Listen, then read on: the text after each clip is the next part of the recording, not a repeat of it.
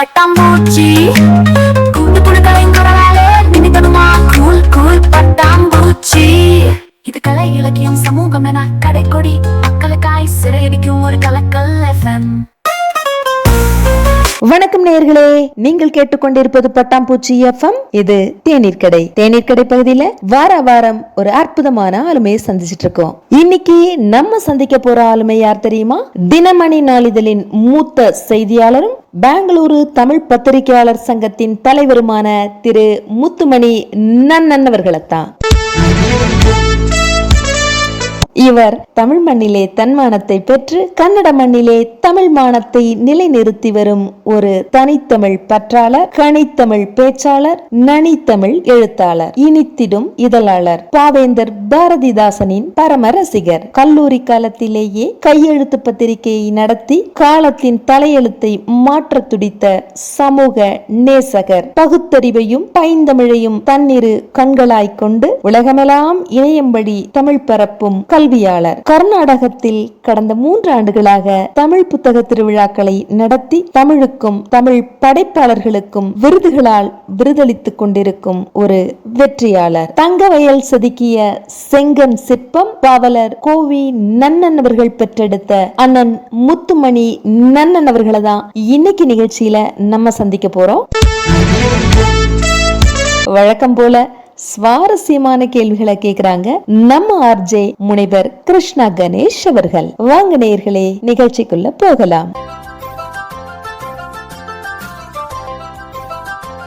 வணக்கம் சார். வணக்கம் வணக்கம் வணக்கம். பட்டாம்பூச்சி நேயர்களுக்கு வணக்கம். இன்றைக்கு நவீன தொழில்நுட்பங்கள் சமூக வலைதளங்கள்லாம் பரவலா இருக்கின்ற ஒரு காலகட்டத்துல இன்னும் கூட 20ஆம் நூற்றாண்டின் மிகச்சிறந்த ஒரு கண்டுபிடிப்பான வானொலியை பயன்படுத்தி ஒலி வடிவத்துல இயங்குகின்ற அந்த நல்ல குழுவினருக்கு என்னுடைய பாராட்டுக்கள். குறிப்பா திருமதி ஜெயந்தி அவருடைய நல்ல முயற்சியில கடந்த ஓராண்டுகளா நீங்க சிறப்பா செயல்பட்டு வரீங்க. உங்களுடைய குழுவினருக்கு என்னுடைய மனமார்ந்த வாழ்த்துக்களை தெரிவிச்சுக்கிறேன். மிக்க மகிழ்ச்சிங்க சார். சார், அப்படியே உங்களோட இளமை பருவம் பற்றியும் படிப்பு பத்தியும் சுருக்கமா நம்ம நேயர்களுக்கு சொல்லுங்க சார். நான் படிச்சது வளர்ந்தது எல்லாமே பெங்களூர் தான். நாங்க எங்களுடைய குடும்பம் கிட்டத்தட்ட ஒரு 60 ஆண்டுகளுக்கு முன்னாடி தமிழ்நாட்டுல பெங்களூருக்கு குடிபெயர்ந்துட்டாங்க. ஏன்னா என்னுடைய 1 வயசுல இருக்கும்போது என்னுடைய தாய் தவறிட்டாங்க. அப்பா மறுமணம் செய்துக்கல, ஒரே மகன் அப்படிங்கறதுனால பள்ளி பருவம் முழுவதுமே பெங்களூர்ல தான் இருந்தது. 1ல இருந்து 7ஆம் வகுப்பு வரைக்கும் தமிழ் பயிற்று மொழியில படிச்சேன். படிச்சு முடிச்ச பிறகு அதுக்கப்புறம் ஆங்கில பயிற்று மொழி, அதுக்கப்புறம் கல்லூரிக்காக நான் கோலார் தங்கவயல் நகரத்துக்கு போனேன்.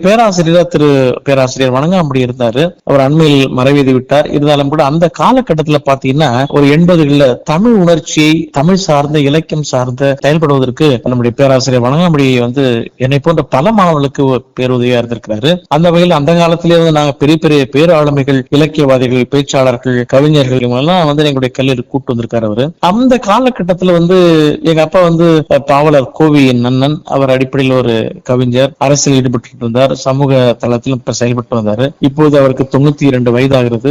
அவர் எனக்கு இந்த சமூக பார்வையை இளமையிலிருந்தே ஊட்டி வளர்த்திருக்காரு. நான் கல்லூரில போயிட்டு கணினி படிச்ச போதிலும் கூட எனக்கு இந்த சமூகம் சார்ந்த சிந்தனை, அரசியல் சார்ந்த சிந்தனை தான் அதிகமா இருந்தது. நிறைய நாளிதழ்கள், வார இதழ்கள், மாத இதழ்கள், அப்புறம் புத்தகங்கள் இப்படி தேடி தேடி படிக்கின்ற ஒரு வாய்ப்பு எனக்கு கிடைச்சது. அப்படிதான் நான் இந்த தமிழின் பால், தமிழ் இலக்கியத்தின் பால் ஒரு ஈடுபாடு, சமூகத்தின் பால் ஒரு அக்கறை ஏற்பட்டது. சரி, நம்ம ஏதாவது சமூகத்துக்கு செய்யணும் அப்படிங்கிற ஒரு வேட்கை காரணமா தமிழ் நண்பர்கள் குழு அப்படின்னு ஒரு குழுவை ஏற்படுத்தினேன். அந்த காலத்துல தமிழா அப்படிங்கிற ஒரு திங்கள் இதழ், தனித்தமிழ் திங்கள் இதழ நடத்தினேன். அப்ப நிறைய அரசியல், சமூகம், இலக்கியம் அப்படிங்கிற பல தளங்கள்ல விமர்சனங்கள், அது இது நிறைய கேள்வி பதில்கள் நிறைய எழுதிட்டு இருந்தப்ப ஒரு 2 ஆண்டுகள் அந்த பத்திரிகை நடத்தக்கூடிய ஒரு நல்ல வாய்ப்பு கிடைச்சது. ஏன்னா அது கையெழுத்து இதழ். அதனால நிறைய கல்லூரி படிப்பு அது இதெல்லாம் போக நான் இரவு நேரத்துல உட்கார்ந்து அதுக்காக என்ன அணியப்படுத்திட்டு நிறைய தகவல் திரட்டி அதெல்லாம் எழுதுவேன். அதன் மூலமா நிறைய நண்பர்கள் எனக்கு கிடைச்சாங்க, நிறைய அறிமுகங்கள் கிடைச்சது. ஒரு நல்ல அடித்தளமா இருந்தது. ஆனா 2 ஆண்டுகளுக்கு பிறகு அதை என்னால் தொடர முடியாம போச்சு. என்னுடைய படிப்பு பிறகு நான் அப்புறம் வேலைக்கு போக வேண்டிய ஒரு சூழல் ஏற்பட்டது. என்னுடைய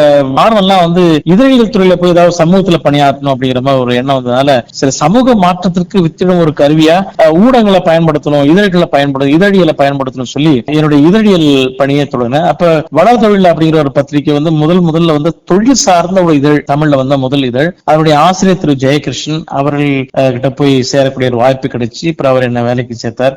அப்புறம் அங்க வந்து நிறைய எனக்கு வந்து இதழில் சார்ந்த நிறைய பாடங்கள் அவர் எனக்கு சொல்லிக் கொடுத்தார். அப்படி அங்க அப்புறம் உங்கள் பணம், அப்புறம் கட்டுமான தொழில் அப்படிங்கிற நிறைய இதழ்களை பணியாற்றின பிறகு அடுத்து எனக்கு தினகர்ல பணியாற்றக்கூடிய ஒரு வாய்ப்பு கிடைச்சது. 10 ஆண்டுகள் சென்னையில பணியாற்றின பிறகு அப்புறம் பெங்களூர் வந்து பணியாற்றக்கூடிய வாய்ப்பு தினகர்ல கிடைச்சது. அதன் பிறகு ஒரு 6-7 ஆண்டுகளுக்கு பிறகு நான் தினமணி நாளிதழ்ல போய் பணியாற்றக்கூடிய வாய்ப்பு கிடைச்சது. தினமணி என்பது எப்பவுமே என்னுடைய மனம் கவர்ந்த ஒரு நாளிதழா சின்ன வயசுல இருந்தேன். கல்லூரி காலங்கள்ல ஒரு நூலகத்துக்கு போனா அந்த நூலகத்துல தினமணி இருக்கான்னு பார்ப்பேன். குறிப்பா வாசல் கடிதம் என்ன அப்படிங்கிறது படிப்பேன். அதை நான் நிறைய வந்து அந்த காலத்துல அந்த வாசல் கடிதம் எழுதியிருப்பேன். அப்பெல்லாம் வந்து பாத்தீங்கன்னா அந்த ஜாதிய ஏற்றத்தாழ்வு நிறைய அந்த சமூகத்துல இருந்த காலகட்டத்துல எப்படி நான் எழுதுவேன்னா முத்துமணி தமிழர் அப்படின்னு எழுதுவேன். அவ்வளவு ஒரு கோவம். அப்புறம் கூட யோசனை நம்ம ஒரு கட்டத்துல எனக்கு மனசுல என்ன மாற்றம்னா தமிழ்னு சொன்னாலும் ஒரு மொழி சார்ந்த ஒரு பிரிவினை வருது, ஒரு நாடு சார்ந்த பிரிவினை அப்படின்னு சொல்லிட்டு முத்துமணி மனிதன் எழுதினேன். அந்த அளவுக்கு சமூகத்தின் பால் ஒரு நாட்டம் இருந்தது. யாதும் முறை யாவரும் கீழே அந்த ஒரு மனப்பான்மை தான் என்னுடைய மனசுல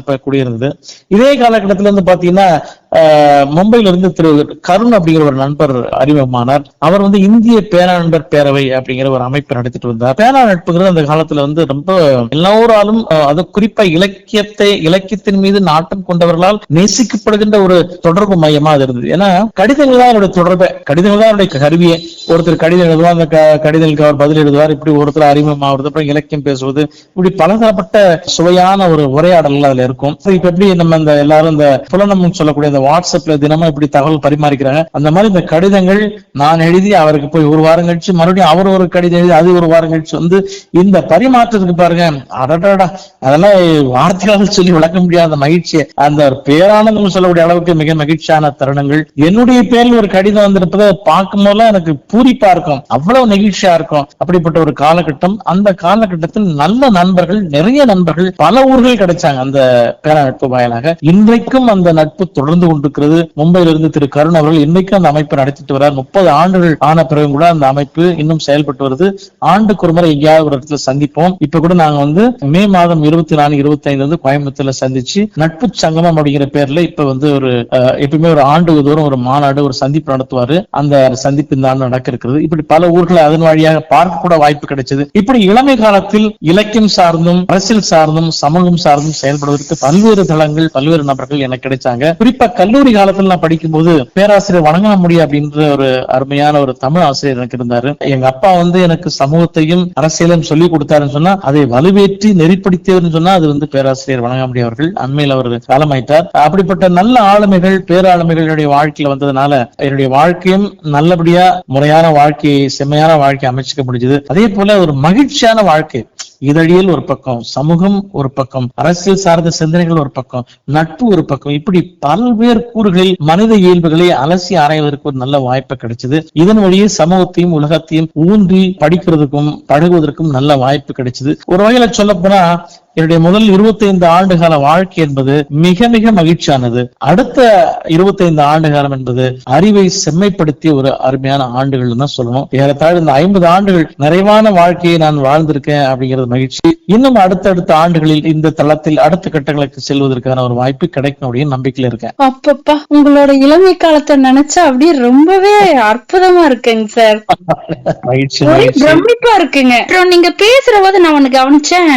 நீங்க வந்து தமிழ்நாட்டுல இருக்கிற நாங்க பேசுற தமிழை விட நீங்க வந்து ரொம்ப அற்புதமா தமிழ்ல பேசுறீங்களே. தமிழ் வழக்கு அப்படி மாறாம அப்படியே தமிழ்நாட்டுக்காரங்க பேசுற மாதிரியே உங்களோட பேச்சு இருக்குங்களே, அது எப்படி? 2 காரணங்கள். ஒண்ணு வந்து எனக்கு தமிழை பேசினா தூய்மையா தமிழ் பேசணும்னு விரும்புவேன். ஆங்கிலம் பேசணும்னா தூய்மையா ஆங்கிலம் பேசணும். இப்ப கன்னடம் பேசுவேன், கன்னடத்துல தூய்மையா கன்னடம் பேசணும்னு நினைப்பேன். அதாவது எந்த மொழியையும் கலப்பில்லாமல் பேச வேண்டும்ங்கிறது என்னுடைய கருத்து. அதனால வந்து பெரும்பாலும் வந்து தமிழை பேசணும், தமிழே பேசுறதுக்கான முயற்சி எடுப்பேன். அதே போல வந்து என்னுடைய நண்பர்கள், குறிப்பா திரு கருண் அவர்கள்லாம் வந்து நாகர்கோவிலை சேர்ந்தவர். அவர் அவங்க எல்லாம் பார்த்தீங்கன்னா ரொம்ப அழகான தூய தமிழை பேசுவாங்க. அப்படிப்பட்ட நண்பர்கள் நிறைய எனக்கு. அதனால அவங்களோட பேசி பேசி பேசி அவங்களுடைய தமிழ் ஓரளவுக்கு எனக்கு அந்த தொத்திச்சு போட்டு. இப்ப அவர்லாம் பாம்பேல இருக்காரு, இருந்தாலும் கூட நல்ல தமிழ்ல பேசுவார். இன்னும் நாகர்கோவில் தமிழ் அவரை குரல்ல கேட்க முடியும், அவ்வளவு இனிமையா இருக்கு கேட்கறதுக்கு. அதனால அந்த மாதிரி நண்பர்கள் இருக்கிறதுனால ஒரு காரணம். தாய்மொழி பேசல விட்டுப்படுறது ஒண்ணுமே இல்லை அப்படிங்கறதாலையும் தாய் தமிழகத்திலிருந்து வெளியே இருக்கிறதுனால ஒருவேளை அந்த மொழி மீதான ஒரு காதலவோ என்ன தெரியல, அதை தொடர்ந்து அதை ஒரு வழக்கமாக்கிட்டு அதை தொடர்ந்து வந்து நம்ம தமிழே பேசணும் அப்படிங்கிற ஒரு கட்டுப்பாடோட செயல்பட்டு வரோம். அற்புதங்க சார். பாரதிதாசன் கவிதை வரிகளை மிக அழகான உச்சரிப்போட மிக சிறப்பா வாசிக்கிறீங்க. அப்புறம் நிறைய நூல்களுக்கு மதிப்புரை எழுதுறீங்க. மிக முக்கியமான பிரச்சனைகள் குறிச்செல்லாம் கட்டுரைங்க எழுதுறீங்க. இதுக்கெல்லாம் காரணம் நீங்க சொன்ன மாதிரி தமிழ் மீது உள்ள காதல் அப்படின்னு நினைக்கிறேன். Okay, right. சொல்லுங்க, எப்போதுல இருந்து இந்த ஆர்வம் உங்களுக்கு வந்தது? கண்டிப்பா. அதாவது தமிழ் சமூகம் ஏன் இப்படி பின்தங்கி இருக்கு? இப்ப என்னுடைய பார்வை என்ன அப்படின்னு சொன்னா, தமிழ் சமூகம் மற்ற சமூகங்களோட தொன்மையானது அப்படின்னு நம்ம சொல்றோம். பழமையானது, தொன்மையானது, வளமையானது, செறிவானது, இப்படி நிறைய அடைமொழிகள் வச்சு தமிழை சொல்றோம். ஆனா தமிழர்களுடைய வாழ்வியல் அப்படிங்கிறது மேம்பட்டதா இருக்கா அப்படின்னு ஒரு கேள்வி கேட்டோம்னா, ஒரு சில சமூகங்கள் இருக்கு. இப்ப நீங்க வந்து ஜாதி ரீதியா எடுத்துக்கிட்டா ஒரு சில சமூகங்கள் முன்னேறி இருக்காங்க, இல்ல நம்ம மறுக்க முடியாது. ஆனா ஒட்டுமொத்த தமிழ் சமூகமும் முன்னேறி இருக்கா? இப்ப ஒரு அமெரிக்காவுடைய ஐரோப்பியர்கள் அமெரிக்காவை சென்று அமெரிக்காவையும் வளப்படுத்தினார்கள், அமெரிக்கர்களும் வளமாகினார்கள். அதாவது ஐரோப்பியர்கள் தான் இன்னைக்கு அமெரிக்கர்கள் இல்லைங்களா? அப்ப ஆஸ்திரேலியாவுக்கு இங்கிருந்து போனாங்க ஐரோப்பியர்கள். ஆஸ்திரேலியாவையே அந்த நாட்டை ஒண்ணுமே இல்லாத நாட்டை வளமாக்கி அவர்களும் வளமாக இருக்கிறார்கள். அவங்க எங்கெல்லாம் போனாலும் அப்படித்தான் இருக்காங்க. ஆனால் தமிழர்கள் உலகை ஆண்ட தமிழர்கள் சோழர் காலத்துல நாங்க வந்து ரோம நாட்டுக்கு போயிட்டு ஆட்சி பண்ணோம், அது பண்ணோம், வணிகம் பண்ணோம், இப்படி பல்வேறு கருத்துக்கள். ராஜராஜ சோழன் வந்து தெற்காசியா போனாரு, நாட்டை பிடிச்சாரு, நம்ம பேசுறோமே. நம்முடைய வாழ்வியல் என்ன, நம்முடைய நிலப்பகுதி என்ன, நம்ம எப்படி நம்ம இருக்கோம் அப்படின்னு பாத்தீங்கன்னா, பொருளாதார ரீதியான வளர்ச்சி என்பது நமக்கு அவ்வளவாக இல்லை.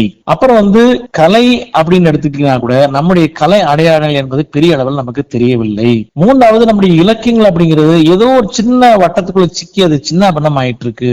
அப்புறம் மொழிங்கிறத நம்ம தமிழர்கள் வந்து மொழியை வந்து எந்த அளவுக்கு சிதைக்கணுமோ அந்த அளவுக்கு சிதைச்சு அதை ஒழிச்சுட்டாங்க அப்படின்னு சொல்லணும். இதை வந்து வருத்தத்தோடு தான் சொல்றேன். ஏதோ குறை சொல்றதாகவோ குற்றம் சாட்டுறதோ யாரும் நினைக்கக்கூடாது.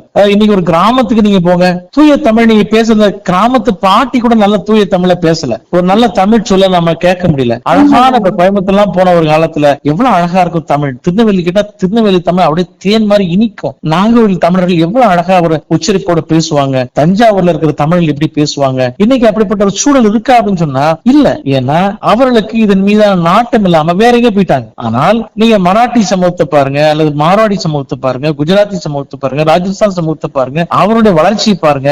நீங்க பெங்களூர் வந்துருங்க, குஜராத்திகள் குஜராத்தி மொழி தான் அவன் வீட்டுல பேசுறான். ஒரு குஜராத்தி குஜராத்தி மொழி தான் பேசுறான், ராஜஸ்தானி மொழி தான் பேசுறான். ஆனா நம்ம நாட்டில் அப்படி கிடையாது. அப்ப ஏன் இது அப்படின்னு சொன்னா, இவர்களுக்கு பழம்பெருமை பேசுவதில் நாட்டம் இருக்கின்றதே தவிர இவருடைய பழம்பெருமையை காப்பாற்றி அடுத்த தலைமுறைக்கு கொண்டு செல்கின்ற ஒரு பார்வை இல்லை. அப்படிங்கிறதால 2019 வாக்குல நான் என்ன யோசனை பண்ணேன்னா, நிறைய கட்டுரைகளை பத்தி எழுதியிருக்கோம், பல கட்டுரைகள் பல இடத்துல பேசியிருக்கோம். ஆனா இதான வந்து ஒரு குறிப்பிட்ட எல்லை தான் என்னுடைய பத்திரிகையில் எழுத முடியும், பேச முடியும், அவ்வளவுதான் பண்ண முடியும். ஆனா அதற்கு அடுத்து எதுவுமே செய்ய முடியாது. அப்படிங்கிற சூழல்ல நான் என்ன பண்ணேன்னா, ஒரு பாவேந்தர் இலக்கிய தொடர் அப்படின்னு ஒண்ணு தொடங்கலாம் அப்படின்னு யோசனை பண்ணோம். ஏன் அப்படின்னு சொன்னா, பாவேந்தர் அப்படிங்கிறவர் வந்து நவீன சமூகத்தின் ஒரு பார்வை. அதாவது நமக்கு இப்ப வந்து திருவள்ளுவர் எப்படியோ, தொல்காப்பியர் தான் நம்முடைய தொன்மையான ஒரு அடையாளம். தொல்காப்பியர், திருவள்ளுவர், கம்பர், அப்புறம் நவீன முகமா நமக்கு 20ஆம் நூற்றாண்டில் கிடைத்த மிகச்சிறந்த பாவலன்னா அது பாரதி. பாரதி வந்து தமிழுக்கு கிடைத்த மிகப்பெரிய செல்வம், அறிவு செல்வம்.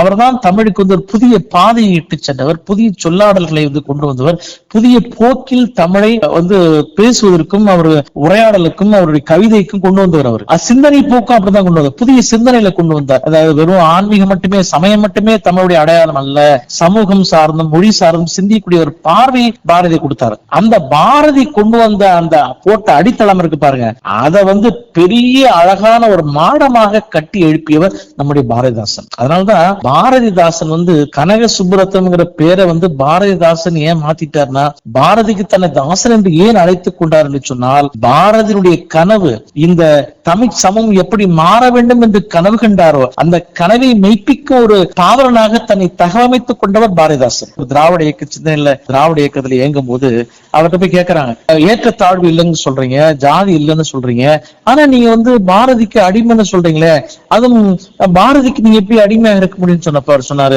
ஆமாண்டா நான் பாரதிக்கு அடிமை அப்படின்னு சொல்றாரு. அது மட்டும் இல்லாம அவர் சொல்றாரு, இன்னைக்கு திராவிட இயக்கத்திலிருந்து நான் என்ன பேசணும், இந்த கருத்தை தான் இன்னைக்கு பாரதி உயிரோடு இருந்தால் பேசியிருப்பார் அப்படின்னு சொன்னார். அது பெண்ணுரிமையாக இருக்கலாம், அல்லது தமிழ் சார்ந்த உணர்வாக இருக்கலாம், அல்லது ஜாதிய ஏற்றத்தாழ்வற்ற ஒரு சமத்துவ சமுதாயம் படைப்பதாக இருக்கலாம், அல்லது ஒரு பொது உடைமை தத்துவமா இருக்கலாம், அல்லது உலகமே ஒண்ணு அப்படிங்கிற அந்த ஒரு உலக நோக்கு இருக்கு பாருங்க, உலகம் உண்ண உன் உடுத்த உடுத்து அப்படிங்கிற அந்த ஒரு உலக பார்வை, அந்த யாதும் ஊரே யாவரும் கேளீருங்கிற ஒரு நவீன வடிவம் தான் பாரதிதாசன். கணியன் பூங்குன்றன் சொன்னது யாதும் ஊரே யாவரும் கேளீருங்கிறத தம்முடைய பண்பாடுன்னு சொன்னோம்ல, அதை நாம் கடைபிடிக்கிறோமா அப்படின்னு சொன்னா அதை கடைபிடித்து தன்னுடைய இலக்கியத்தில் கொண்டு வந்து செறிவூட்டியவர் பாரதிதாசன் தான். அதனாலதான் பாரதிதாசனை இன்றைய சமூகம் இன்றைய இளம் தலைமுறை தெரிஞ்சுக்கணும் அப்படிங்கிறதுக்காக பாரதிதாசன் இலக்கிய அதை பாவேந்தர் இலக்கியத்துடன் தொடங்கலாம். அப்ப அது என்ன பண்ணோம்னா அவருடைய ஒவ்வொரு நூல்களையும் ஒரு வாரம் பேசுவது. இப்ப குடும்ப விளக்கத்தில் மூலமாக பாரதிதாசன் என்ன பேசுறார் அப்படிங்கறத பேசணும். 100 வாரங்கள் அந்த நிகழ்வு தொடர்ந்து பல ஆளுமைகள் அதுல பேசியிருக்காங்க. ஒவ்வொரு வாரமும் 1 மணி நேரம் நடக்கூடிய இந்த நிகழ்வுங்கிறது அன்றைய காலகட்டத்தில் இலக்கியத்தில் ஒரு புதுமை படைத்த ஒரு நிகழ்ச்சி தான் சொல்லணும். ஏன்னா ஒரு கவிஞருடைய படைப்புகளை 100 வாரங்கள் கதைப்பது, அதை பற்றி பேசுவது என்பது அன்றைய காலகட்டத்தில் அது புதுமையாக இருந்தது. அப்படி ஒரு நிகழ்ச்சி பண்ணோம் இணைய வழியில. அதே போல நூலோடு உறவாடு அப்படிங்கிற ஒரு நிகழ்ச்சி நடத்தணும். 50 வாரங்கள். நூல்களை வாசிக்கின்ற பழக்கமே இன்னைக்கு குறைஞ்சிட்டு வருது. யாருக்கும் படிக்கிற பழக்கமே இல்ல. அதாவது இன்னும் சொல்ல போனா புலனத்தில் ஒரு செய்தி நீங்க அனுப்பினா கூட முழுமையா படிக்கிறது நேரம் இல்ல பலருக்கு. அவங்களால படிக்க முடியல, அவங்க படிக்கிறதுக்கு நேரம் இல்ல, பொறுமை இல்ல, சகிப்புத்தன்மை இல்ல, மனசுல அதை உள்வாங்கிக்கிற அந்த அளவுக்கு தெளிவு இல்ல, அவங்க சிந்தனை தெளிவு இல்ல. ஒரு நூல் என்ன பேசுகிறது என்பதை ஒரு மனிதனாக நான் எப்படி இப்ப ஒரு மனிதனே ஒரு நூலாக மாறி, இப்ப நீங்க திருக்குறள் எடுத்துக்கலாம், திருக்குறளாக நான் மாறி அது மனித நூலகம் அப்படின்னு சொல்லுவாங்க, அதாவது ஹியூமன் லைப்ரரி அப்படின்னு சொல்லுவாங்க. அந்த அடிப்படையில் நூலோடு உறவாடு நிகழ்ச்சி நடத்தணும். மிகச்சிறந்த பாராட்டுள்ள நிகழ்ச்சி கிடைச்சது. நல்ல 50 நூல்கள் 50 வாரங்கள் நாங்கள் பேசணும். நல்ல நிகழ்வா அமைந்தது. இதன் தொடர்ச்சியாக நாங்க என்ன நினைச்சோம்னா, குறிப்பா பெங்களூர்ல பாத்தீங்கன்னா ஒரு காலகட்டத்துல 80கள் 70கள் 80 பாத்தீங்கன்னா இது பெங்களூரா இல்ல வேற தமிழ்நாடா அப்படிங்கிற அளவுக்கு இங்க நம்முடைய தமிழ் மொழியும் கலையும் இலக்கியம் அப்படியே அழகான ஒரு ஓவியம் போல திகழ்ந்த ஒரு காலகட்டம் இருந்தது. ஆனா இன்னைக்கு பாத்தீங்கன்னா நம்ம தமிழ் பிள்ளைகள் தமிழ் படிக்கிறது இல்ல. தமிழ் படிக்கிறத விட வீட்டிலே தமிழ் பேசுறது இல்ல. தமிழ் பேசுறது இல்ல அப்படிங்கறத விட அவங்களுக்கு தமிழ்ங்கிறதே தெரியாது. அப்படிப்பட்ட ஒரு சூழல் உருவாயிருச்சு. அப்புறம் பெருமையா வேற சொல்லிக்கிறாங்க. ஆமா, தமிழ்ல கொஞ்சம் வரும்னு சொல்லிக்கிறாங்க. சிதறி கிடக்குறாங்க. எல்லாருமே சிதறி கிடக்க ஒரு இடத்துல இல்லவே இல்லை. அவங்க ஒரு கூட்டமாக இல்லை, எல்லாமே சின்ன சின்ன குழுக்களாக அவங்க சிதறி போயிட்டாங்க. அப்ப இந்த மக்களை ஒருங்கிணைக்க வேண்டும் அப்படின்னு நான் என்ன பண்ணோம்னா, தமிழ் குழந்தைகளும் தமிழை கொண்டு சேர்க்க, தமிழர்களை தமிழர்களாக ஒன்று சேர்க்க, தமிழர்களை ஒன்று திரட்டுவதற்கு நம்மளுக்கு கிடைத்த ஒரு பெரிய கருவி தமிழ் அப்படின்னு சொல்லி அந்த தமிழ் வழியாக இவர்களை இணைக்க வேண்டும் அப்படின்னு சொல்லி தமிழ் புத்தக திருவிழா உலகத்திலே நிறைய புத்தக திருவிழா நடக்குது. தமிழ்நாட்டுல பாத்தீங்கன்னா மாவட்டம் தோறும் புத்தக திருவிழா அரசு உதவி பண்ணது நல்லா நடத்துறாங்க, மிகச்சிறப்பா இருக்கு. ஆனால் எங்குமே தமிழ் புத்தக திருவிழாக்கள் இல்ல. எல்லாம் போறான் புத்தகத்தை வாங்கிட்டு வரான், தமிழ் புத்தகத்தை வாங்குறானா இல்ல அவன் ஆங்கிலத்து புத்தகத்தை வாங்கிட்டு வரான், இல்ல வேற்றுமொழி புத்தகத்தை வாங்கிட்டு வரலாம். ஆனா நாங்க அப்படி கிடையாது. இந்த புத்தக திருவிழா என்பது புத்தகங்களை விற்பனை செய்வதற்காக அல்ல, இலக்கியங்களை வளர்க்கவும் அல்ல, வாசிக்கும் பழக்கத்தை ஊக்குவிக்கவும் அல்ல, தமிழ் குழந்தைகளும் தமிழை கொண்டு சேர்க்க, தமிழர்களை தமிழர்களாக ஒன்று சேர்க்க அப்படிங்கிற ஒரு கருத்தின் அடிப்படையில் தான் நாங்க தமிழ் புத்தகத்தை நடத்துறோம். கடந்த 3 ஆண்டுகளா நடத்திருக்கோம். பல ஆளுமைகளை உருவாக்கி இருக்கோம். பல கவிஞர்கள், பல எழுத்தாளர்கள், பல பேச்சாளர்கள், இப்படி பல வகையான இலக்கிய செயல்பாடுகளை இதன் வழியாக ஊக்குவித்திருக்கிறோம். ஒவ்வொரு ஆண்டும் 10 நாட்கள் நடத்திருக்கிறோம். மிகச்சிறந்த ஒரு நல்ல வரவேற்பு கிடைச்சிருக்கு. இன்னும் பரவலானோம். இதுலயே நாங்க நிறைவடைந்திட முடியாது. இப்ப இது ஒரு முயற்சி தான். இந்த முயற்சி வெற்றியடைறதுக்கு இன்னும் ஒரு 10 ஆண்டுகள் ஆகலாம். அதனால அந்த 10 ஆண்டுகள் பொறுமை எங்களுக்கு இருந்தாதான் நாங்க நினைச்சதை சாதிக்க முடியுமே தவிர இப்பயே அவசரப்பட முடியாது. அதனால இப்போது 3 ஆண்டுகள் இருக்கிறோம். இந்த ஆண்டும், அதாவது இப்ப 25ஆம் ஆண்டு டிசம்பர் 5ஆம் தேதியிலிருந்து 14ஆம் தேதி வரைக்கும் 4ஆம் தமிழ் புத்தக திருவிழா நடைபெற இருக்கின்றது. எங்களுக்கு ஒரு மிகப்பெரிய வெற்றி என்ன தெரியுங்களா தோழி? அதாவது நம்முடைய தமிழ்நாடு அரசு கடந்த ஆண்டு நிதிநிலை அறிக்கையில் என்ன அறிவிச்சிருக்காங்கன்னா, தமிழகத்துக்கு வெளியே பெங்களூர், கொல்கத்தா, மும்பை, டெல்லி, சிங்கப்பூர், மலேசியா போன்ற தமிழர்கள் வாழக்கூடிய பகுதிகளில் தமிழ் புத்தக திருவிழா நடத்தணும்னு சொல்லியிருக்காங்க. அதுதான் எங்களுக்கு கிடைச்ச வெற்றி. ஏன்னு கேட்டீங்கன்னா, தமிழ் புத்தக திருவிழா பெங்களூர்ல வைக்கிறது ரொம்ப ரொம்ப கடினமான பணி. உங்களுக்கு ஒரு மொழி சிக்கல்லாம் உங்களுக்கு தெரியும், காவேரி பிரச்சனை தெரியும், அரசியல் தெரியும். இப்படிப்பட்ட சூழல்ல பலரும் சொன்னது என்னன்னா, புத்தக திருவிழா வைங்களேன், பெங்களூர் புத்தக திருவிழா வைங்களேன், ஏங்க தமிழ் புத்தக திருவிழா வைக்கிறீங்க அப்படின்னு கேட்டாங்க. நான் சொன்னேன், அதெல்லாம் விக்கிறது நானா வியாபாரியா? தமிழ் புத்தக திருவிழா என்பது தமிழர்களை ஒன்று சேர்ப்பதற்கான மிகப்பெரிய தமிழ் திருவிழா, பெருவிழா. அப்படி இருக்கும்போது நான் தமிழ் அடையாளத்துல நம்ம தமிழ்ல திரட்ட முடியும் அப்படின்னு சொல்லி மிக போராட்டங்களுக்கு அந்த பேரை வச்சு நான். அது மட்டும் இல்லாம நாங்க பாத்தீங்கன்னா புத்தக திருவிழா பாத்தீங்கன்னா வெளியில தமிழ் எழுத்தே இருக்காது. நீங்க பாத்தீங்கன்னா வெறும் கன்னடத்திலயும் ஆங்கிலத்திலும் தான் இருக்கும். அது கூட என்னன்னா, நீங்க கன்னடத்துல படிச்சீங்கன்னா தமிழ் புத்தக திருவிழா தான் படிக்க முடியும். அப்படி எழுதி வச்சிருப்பேன். அதாவது எழுத்து கன்னடம், ஆனால் அது ஒலிக்கின்ற சொல்லு என்னன்னா தமிழ் தான் இருக்கும். அப்படி நாங்க அதுல ஒரு புதுமையை பண்ணி நாங்க பல வகையில செயல்பட்டு இருக்கோம். கிட்டத்தட்ட 50 லட்சம் தமிழர்கள் வாழ்றான்னு நம்ம கேள்விப்படுறோம். ஆனா எங்க புத்தகத்துல அந்த அளவுக்கு மக்கள் வரல. இன்னும் பெருமுயற்சி எடுத்து அடுத்தடுத்த காலகட்டங்களில் அடுத்தடுத்த ஆண்டுகளில் தமிழர்களை ஒருங்கிணைக்கும் பணியை செய்து தமிழர்களை வெறும் இலக்கியம் பேசுபவர்களாக, வெறும் வார்த்தை ஜாலங்களில் வாழ்க்கையை ஓட்டுபவர்களாக இல்லாமல் வாழ்வியலை மேம்படுத்தக்கூடியவர்களாக, கல்வியில் மட்டுமல்ல, வேலை வாய்ப்பில் மட்டுமல்ல, தொழில் வாய்ப்புகளையும் பெருக்கி தமிழர்கள் பொருளாதாரத்தில் பெரிய அளவில் வளர வேண்டும். ஒரு 100 தமிழர்ல தொழில் அதிபர்களாக, ஒரு பெரிய விற்பனர்களாக, தொழில பெரிய சாதனை படைத்து தமிழர்ல உருவாக்குவோம். தமிழர்கள் எப்ப பொருளாதாரத்தில் வலிவுள்ளவர்களாக மாறுகின்றார்களோ அப்பதான் நம்ம செஞ்சிருக்கும் இந்த இலக்கிய பணிகள் எல்லாம் வலிமை சேரும். அப்பதான் அதுக்கெல்லாம் பெரிய வாய்ப்பு கிடைச்சு அவரெல்லாம் இன்னும் நல்லா சிறப்பு. நீங்க பட்டாம்பூச்சி எஃப்எம் எல்லாம் நல்லா சிறப்பா செயல்படுவதற்கு பொருளாதாரம் முக்கியமா தேவைப்படுது. அப்ப இதை போன்ற பணிகளுக்கு ஊக்கம் தர வேண்டும் என்றால் தமிழர்கள் பொருளாதாரத்தில் வலிமை பெற வேண்டும். அப்படி என்றால் தமிழர்கள் வெறும் மொழி அடையாளத்தை மட்டும் வச்சுக்கிட்டு பழம்பெருமை மட்டும் வச்சு பேசுறதில்ல, நவீனத்தை உள்வாங்கி தங்களை அடையாளப்படுத்தும் வகையில் வாழ்வியல் ரீதியாக மேம்பட்டவர்களாக மாற வேண்டும். யாதும் ஊரே யாவரும் கீழே அப்படிங்கிற தத்துவத்தின்படி உலகத்தை நேசிக்கூடிய தமிழர்கள் வாழ்வியல் ரீதியாக பொருளாதார ரீதியாக வெந்து விட்டவர்களாக, வெந்து காட்டுபவர்களாக உருவாக வேண்டும் அப்படிங்கிறதா நம்முடைய இலக்கு, லட்சியம். அதை நோக்கி எங்க பயணம் தொடர்ந்துட்டு இருக்கோம். அப்பா, நீங்க இந்த பேசுறத வச்சு உங்களோட ஆதங்கம், ஆனா ஒரு சில விஷயம் எல்லாம் சொல்ற போது சுருக்குன்னு பட்டாலும் அது நம்ம எல்லாம் இப்ப வரைக்குமே அந்த தப்பெல்லாம் பண்ணிட்டு தான் இருக்கோம். இந்த கர்நாடக தமிழ் பத்திரிகையாளர் சங்கம் அப்படின்னு ஒரு அமைப்பை ஏற்படுத்தணுங்கிற அந்த எண்ணம் உங்களுக்கு எப்படி வந்தது? எந்த சூழல்ல இப்படி ஒரு அமைப்பை ஏற்படுத்தினீங்க? அதாவது இப்படிதான், இப்ப நாங்க கர்நாடக தமிழர்கள் ஒரு 1000 ஆண்டுகள் பழமை வாய்ந்தவர்கள். 1956 தான் மொழி வழி மாநிலங்கள் பிரிக்கப்பட்டது இந்திய சுதந்திரத்துக்கு பிறகு. அப்படி விடுதலை அடைந்த பிறகு பிரிக்கப்பட்ட மாநிலமாய் இருக்கின்ற இந்த பகுதியில் தமிழர்கள் கிட்டத்தட்ட 1000 ஆண்டுகளாக வாழ்ந்துட்டு வராங்க. அதாவது சோழர்கள் படையெடுத்து கிழக்கு மேற்கு நோக்கி கிழக்கு நோக்கி பயணிக்கிறாங்களோ அந்த காலகட்டத்திலிருந்து தமிழர்கள் இங்க பயணிக்கிறாங்க. அப்ப கொடுக்கல் வாங்கல் அரச சோழர்கள் இங்க ஆட்சி பண்ணியிருக்கான், சோழர்கள் கோயில் கட்டியிருக்கான். நிறைய இங்க பாத்தீங்கன்னா சோழர் கோயில்கள் அவ்வளவு பார்க்க முடியும். நாங்களே பாத்தீங்கன்னா எங்களுடைய கர்நாடக தமிழ் பத்திரிகையாளர் சங்கத்துல ஒரு கடந்த ஆண்டு தமிழ் கல்வெட்டு சுற்றுலா நடத்தணும். தமிழ் கல்வெட்டுகள் பெங்களூர்ல இருக்கு, சோழர்கள் கட்டிய கோயில்கள் இருக்கு. பெங்களூரு அப்படிங்கிற அந்த பேருக்கு பாருங்க, அத ஒரு சோழர் கால கல்வெட்டுல இருக்கு. இங்க அது என்ன வெண்களூர் அப்படின்னு எழுதி வச்சிருக்கான். இதுக்கு பேரு வெண்களூர். வெண்மேகங்கள் சூழ்ந்திருக்கின்ற ஒரு பகுதி. ஏனால் கடல் பகுதியிலிருந்து 3000 கிலோமீட்டர் உயரத்தில் இருக்கிறதால இந்த வெண்மேகங்கள் எப்போதும் சூழ்ந்திருக்கிறதால இந்த ஊருக்கு வெண்களூர்னு பேர் வச்சு அதை கல்வெட்டில் பொறிச்சு வச்சிருக்கான். அதை கொண்டு போய் காட்டினாங்க. இந்த மாதிரி இருக்கு பாருங்க, 1000 ஆண்டுகள் பழமையான கல்வெட்டு பெங்களூரில் இன்னைக்கு இருக்கு. அதையெல்லாம் பாதுகாத்து வச்சுட்டு இருக்காங்க. 1000 ஆண்டுகளாக வாழ்ந்துட்டு இந்த மண்ணின் மைந்தர்களாக வாழ்ந்து வரக்கூடிய தமிழர்கள் அவங்களுடைய மொழி அடையாளத்தை கடந்த 30 ஆண்டுகளா இழந்துட்டாங்க. எப்பன்னா 1991 பிறகு காவேரி கலவரம் அடிக்குது. அதை ஒட்டி அதை திருவள்ளுவர் சிலை வைக்கிறதுக்கான பிரச்சனை வருது. அப்போதெல்லாம் காவிரியில் தண்ணீர் வற்றுகின்றதோ அப்போதெல்லாம் கர்நாடக தமிழர்கள் கண்ணீரில் தண்ணீர் பெருக்கெடுக்கிறது. கண்ணீர் பெருக்கெடுக்கும்.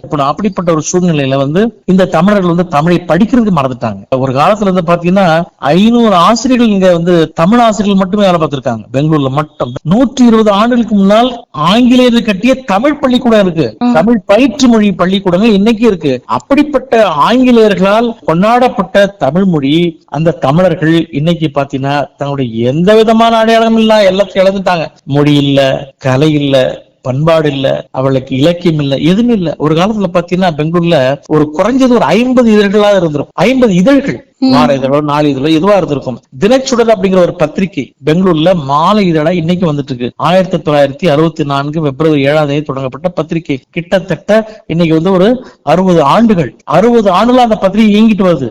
அது இங்க கர்நாடக தமிழுடைய கால கண்ணாடி, அது வரலாற்று கண்ணாடி. அது அப்படிப்பட்ட இதழில் சார்ந்து தமிழர்கள் இயங்கி வந்திருக்கிறாங்க. அப்புறம் தினச்சுடர் போக இங்க தினத்தந்தி, தினகரன், தினமணி, தினமலர், காலைக்கதிர், இப்படி பல நாளிதழ்கள் இங்க இருக்கு.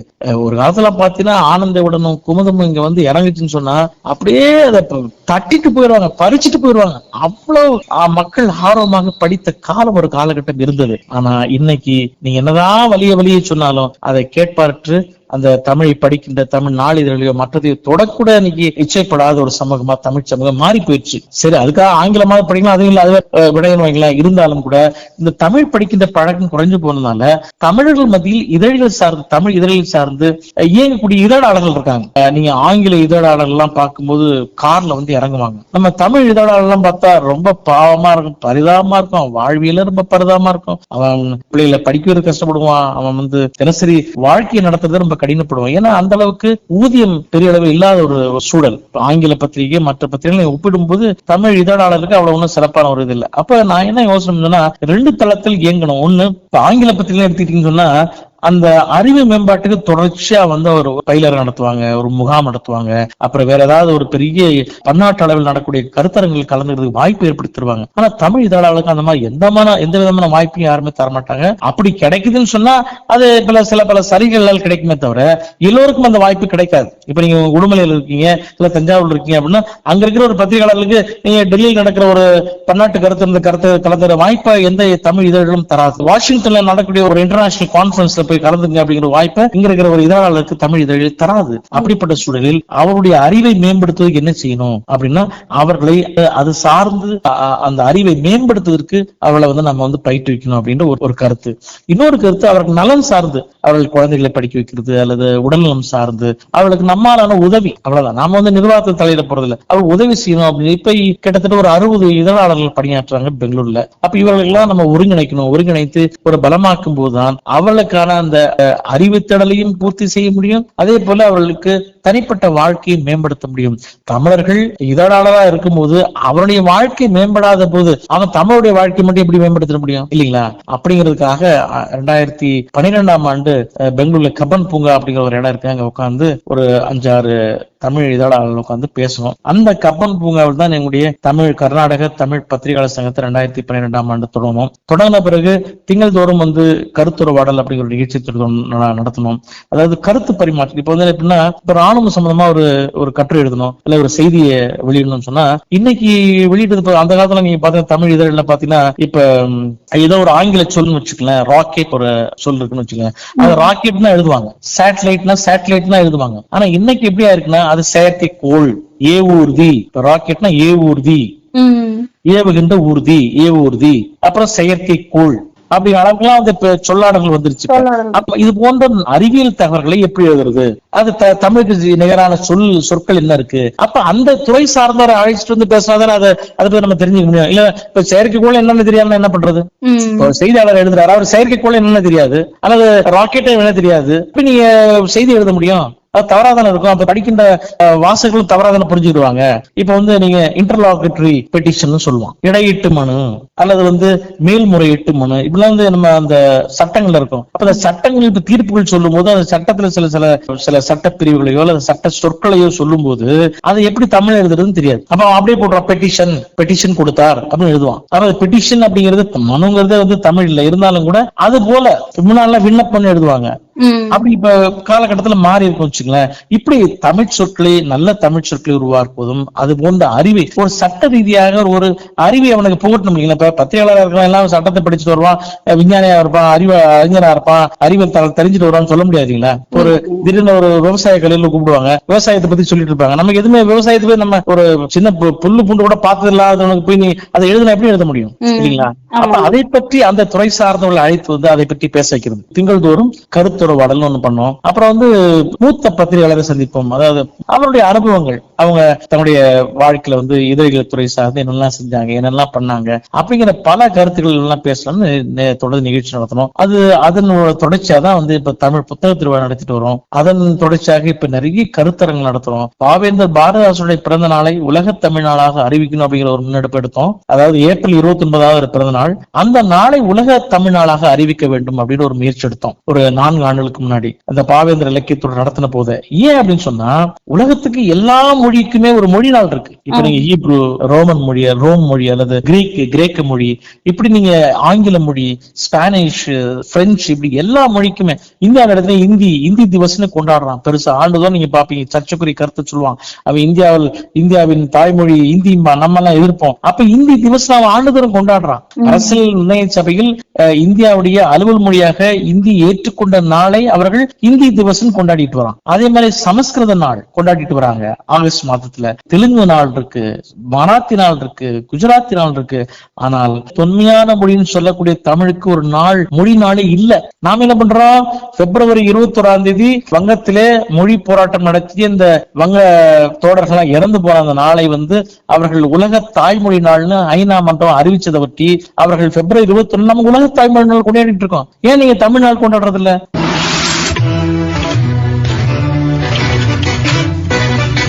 நேயர்களே, இதுவரை நீங்கள் கேட்டது தேநீர் கடை பகுதியில் தினமணி நாளிதழின் மூத்த செய்தியாளரும் பெங்களூரு தமிழ் பத்திரிகையாளர் சங்கத்தின் தலைவருமான திரு முத்துமணி நன்னன் அவர்களுடனான நேர்காணலின் முதல் பகுதி. இந்த நிகழ்ச்சியின் இறுதி பகுதியை அடுத்த வாரம் இதே நாள் இதே நேரம் மீண்டும் கேட்கலாம். தொடர்ந்து இணைந்திருங்கள். இது நம்ம பட்டாம்பூச்சி FM. இது ஒரு பட்டாம்பூச்சி FM தயாரிப்பு.